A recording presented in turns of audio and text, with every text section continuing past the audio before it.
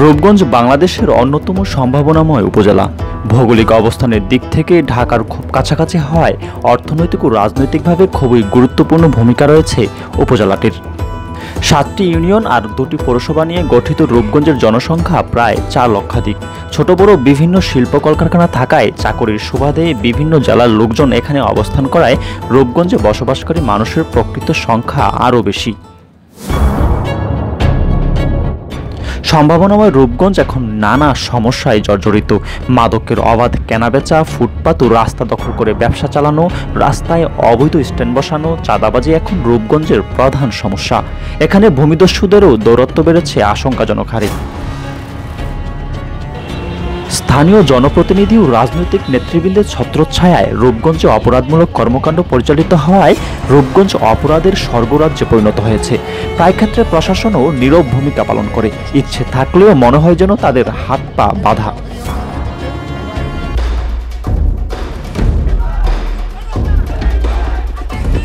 আধুনিক ও পরিচ্ছন্ন রূপগঞ্জ গড়ার প্রত্যয় নিয়ে 2023 সালের অক্টোবর মাস থেকে মাদক, সন্ত্রাস, চাঁদাবাজ ও ভূমিদস্যুমুক্ত রূপগঞ্জ বিনির্মাণে সামাজিক আন্দোলনের ডাক দিয়েছেন রূপগঞ্জের ভুলতা ইউনিয়নের মর্তুজাবাদ গ্রামের সন্তান জাপান বাংলাদেশ গ্রুপের চেয়ারম্যান সেলিম প্রধান।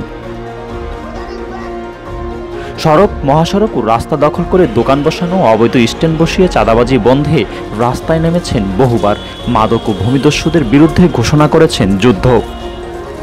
প্রথমত আমার রূপগঞ্জবাসীকে আমি বারবার করে বলতেছি এক কথা, 1 নম্বর মাদক, 2 নম্বর পরিষ্কার পরিচ্ছন্নতা, 3 নম্বর কোনো সন্ত্রাসী, চাঁদাবাজি, দখলবাজি চলবে না।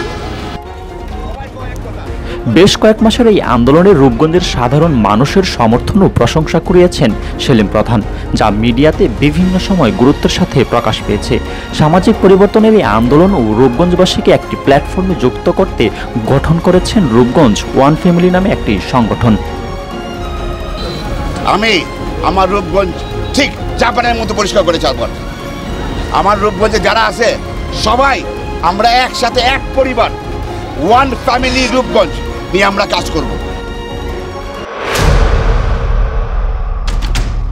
পরিচ্ছন্ন রূপগঞ্জ গড়তে সড়ক, মহাসড়ক ও এলাকার রাস্তাঘাট ময়লা আবর্জনা মুক্ত রাখতে এলাকার ব্যবসায়ী, সাধারণ মানুষদের নিয়ে প্রায়ই পরিচ্ছন্নতা অভিযান পরিচালনা করেছেন, যার সুফল রূপগঞ্জবাসী ইতোমধ্যেই পেয়েছে। সেলিম প্রধানের আহ্বানে রূপগঞ্জ পরিবর্তনের এই আন্দোলনে সাধারণ মানুষের অংশগ্রহণ দিন দিন বেড়েই চলেছিল। আপনার রূপগঞ্জের ময়লা আবর্জনা যেগুলো ছিল সেগুলো হালকা পরিবর্তন হয়েছে, এখন একটু সুন্দরভাবে, সুন্দর পরিবেশে সবাই থাকতে পারে। আর ফুটপাত জনিত যে সমস্যাটা ছিল সেটা সমাধানও এখন দেখা যাচ্ছে। সে ভালো কাজ করতেছে, বাসা থাকবো না কেন, সমস্যা নাই। উনি যা এই আপনার গাছিয়া মার্কেটে বলতে উনি যা করতেছে, বুঝছেন, উনি ভালো করতেছে। চাঁদাবাজ থাকবে না, উনি আপনার চিন্তাগার থাকবে না। এই যে আশেপাশে ময়লা থাকবে সেগুলা হিলা পরিষ্কার করছে, উনি থাকাতে জনগণ সাপোর্ট করবে, সাপোর্ট করবে না কেন? হ্যাঁ, উনি তো ভালো কাজ করছে, কোনো খারাপ কাজ করছে না। আর ওনার এই ভালো কাজে যদি সার্বিক সহযোগিতা লাগে জনগণদের, তাহলে আমরা সব সময় তাদের পাশে আছি। সাধারণ মানুষের ব্যাপক অংশগ্রহণ থাকলেও বেশিরভাগ ক্ষেত্রে পাননি কোনো জনপ্রতিনিধি বা রাজনৈতিক নেতৃবৃন্দের সহায়তা, এমনটাই দাবি করেছেন সেলিম প্রধান। পলিটিক্স করার ইচ্ছা আমার নাই, ছিল না, বাট আমাকে এই রূপগঞ্জে লড়াই করতে করতে আমাকে বাধ্য হচ্ছে, আমি কাউকে পাচ্ছি না। আন্দোলনে নেমেই নো পলিটিক্স বা নো ইলেকশন ঘোষণা দিলেও রূপগঞ্জবাসীর ভাগ্য পরিবর্তনের লক্ষ্য বাস্তবায়নে অনেকটা নিরুপায় হয়ে উপজেলা পরিষদ নির্বাচনে অংশগ্রহণের ঘোষণা দেন সেলিম প্রধান। আমি উপজেলা নির্বাচন করব, আপনারা দেখবেন। আমি কিন্তু বারবার বলে আসছি একটা কথা, আমি যে কোনো মূল্যে হোক মাদক রূপগঞ্জ থেকে দূর করে ছাড়বো। আমি বলছি না যে আমি ওদের পরিবার, আমার পরিবার না খায় থাকবে, এটা হবে না। আমি ওয়াদা করছি না যে আমি রূপগঞ্জের প্রতিটা বাড়িতে শিক্ষিত লোক তৈরি করব। মাদক, চাঁদাবাজ, ভূমিদস্যুদের বিরুদ্ধে আন্দোলনে রূপগঞ্জবাসীর ব্যাপক সমর্থন ও নির্বাচনে অংশগ্রহণের ঘোষণায় শুরু হয় স্থানীয় একটি মহলের ষড়যন্ত্র। বালু হাবিবের নানা তৎপরতায় 21 মের নির্বাচনে অংশ নিতে না পারলেও সেলিম প্রধান সমর্থন দেন রানুকে। আমার প্রিয় ভাই রানু, তাকে আপনারা ভোট দিবেন।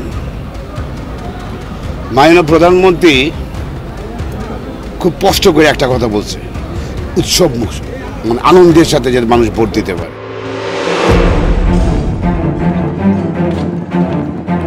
প্রতিদ্বন্দ্বী প্রার্থীকে সমর্থন দেয়ায় গত 24 মে সেলিম প্রধানের রূপগঞ্জের বাসায় দফায় দফায় সশস্ত্র হামলা চালায় বালু হাবিব ও ডাক্তার মজিবুর বাহিনী।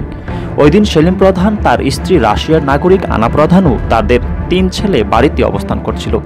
সকাল 7টা থেকে দিনভর ইটপাটকেল নিক্ষেপ, গান পাউডার ও ককটেল বিস্ফোরণ ঘটায় হামলাকারীরা এবং বাড়িতে ব্যাপক ভাঙচুর চালায় তারা। ওই দিন তার বাড়ি সংলগ্ন আড়তের নিরাপত্তার দায়িত্বে থাকা আনসার কর্মীদের ব্যাপক মারধর করে গুরুতর আহত করে হাবিব ও মুজিব বাহিনী।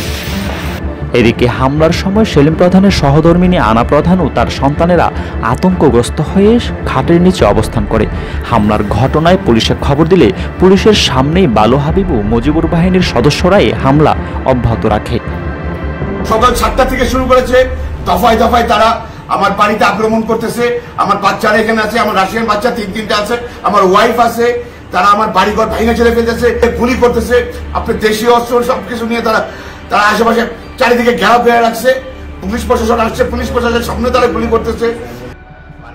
পরে রাতে পুলিশের সহায়তায় পরিবারসহ সেলিম প্রধান তার ঢাকার বাড়িতে পৌঁছায়। ঘটনার পরে থানা পুলিশ কোনো অভিযোগ বা মামলা নেয়নি বলে দাবি করেছেন সেলিম প্রধান। বাড়িতে সশস্ত্র হামলা ভাঙচুরের সংবাদটি বিভিন্ন মিডিয়ায় প্রকাশিত হলে দেশ বিদেশে নিন্দার ঝড় ওঠে। সবার প্রশ্ন ছিল একটাই, একজন বিদেশি নাগরিক ও কোমলমতি বাচ্চাদের নিরাপত্তায় ওই দিন রাষ্ট্রের ভূমিকা কী ছিল?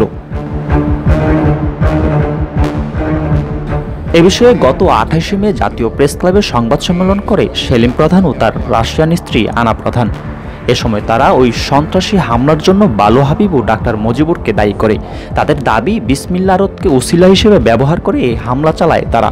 উদ্দেশ্য ছিল আমি সহ আমার পুরো পরিবারকে মেরে ফেলা।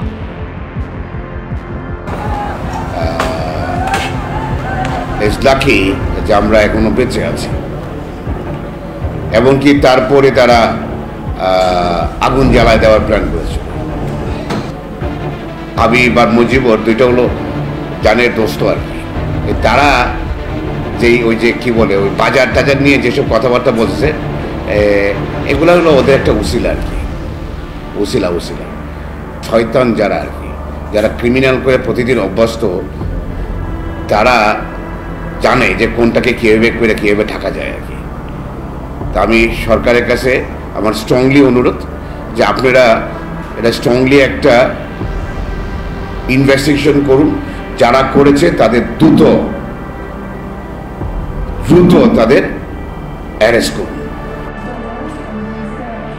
সংবাদ সম্মেলনে ওই দিনের হামলার থেকে মানসিকভাবে ভেঙে পড়া ও আতঙ্কিত আনা প্রধান বলেন, আমি প্রধানমন্ত্রী শেখ হাসিনাকে খুবই ভালোবাসি, আমি তার প্রতিটি কর্মকাণ্ডকে সমর্থন করি, কিন্তু ওই দিনের হামলায় আমি ও আমার সন্তানেরা খুবই ভয় পেয়েছিলাম। আমরা খাটের নিচে গিয়ে পালিয়েছিলাম। আমার বাচ্চারা আতঙ্কিত হয়ে অসুস্থ হয়ে পড়েছিল। পরদিন হাসপাতালে নিয়ে ডাক্তারও দেখিয়েছি। মাননীয় প্রধানমন্ত্রী, আমরা ওই দিনের হামলার সঠিক বিচার চাই। একজন বিদেশি নাগরিক ও তার বাচ্চাদের উপর এরকম হামলার বিচার না হলে বিদেশে দেশের ভাবমূর্তি ক্ষুণ্ণ হবে।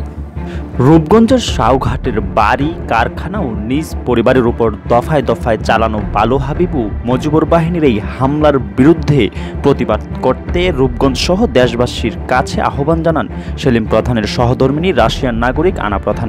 একই সাথে দোষীদের দৃষ্টান্তমূলক শাস্তি নিশ্চিতের পক্ষে সোচ্চার হওয়ারও আহ্বান জানান তিনি।